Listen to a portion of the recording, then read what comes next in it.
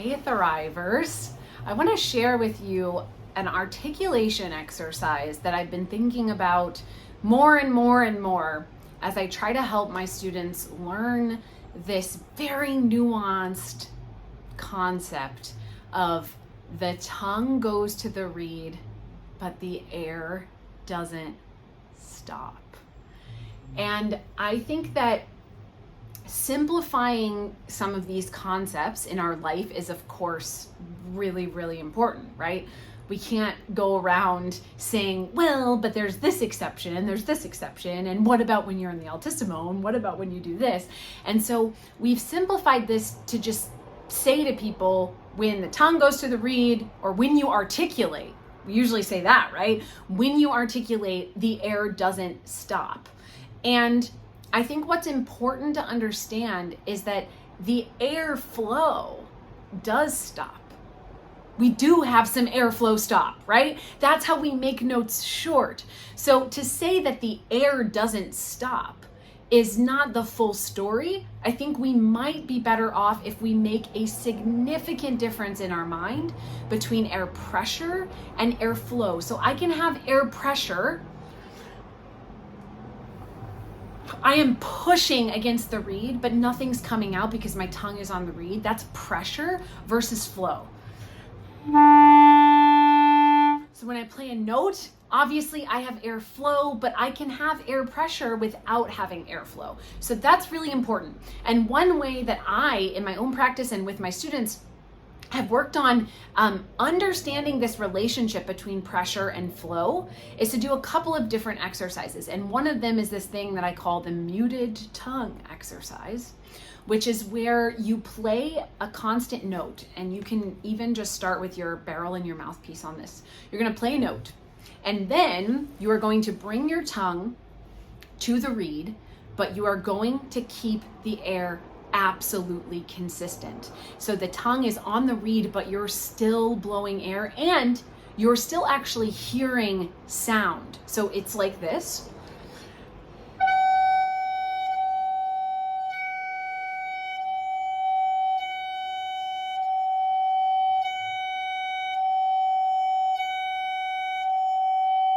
And hopefully you got that. This is so accurate in representing what my tongue is doing. Anyway, so the tongue is literally just going to the reed, staying on there. In this case, you could think like, 2 counts, whatever. Regular sound for 2 counts, then muted sound for 2 counts.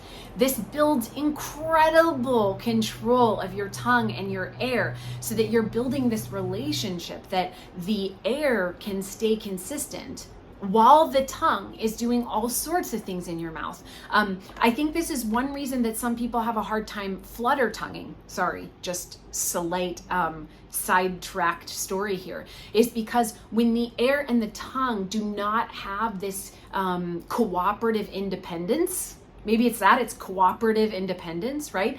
Then it's really hard to let your tongue do this crazy thing while your air, and when you're fluttering, your air has to be so incredibly consistent and solid or the flutter will go away immediately.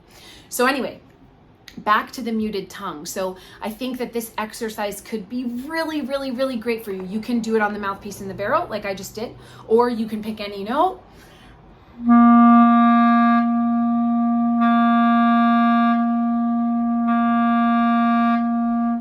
Do it on any note as well. And then you can also experiment with a total stopped articulation and just really feel that pressure with no airflow. So in that case, we might do something like this.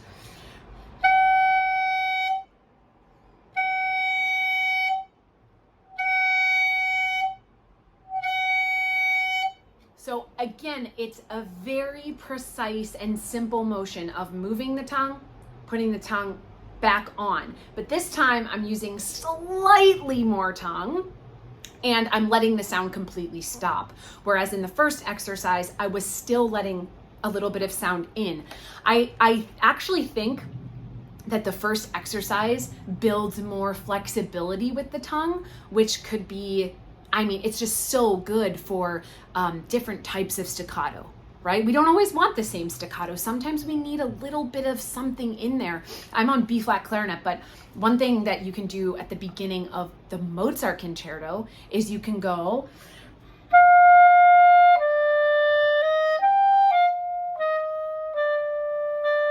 you can work on it that way so that you really hear that sound in the middle of those staccatos, and it can help you to form just the right articulation that you want, instead of being in one world of ta ta ya ta ta ta, or in the other world of ta ta ta ta ta.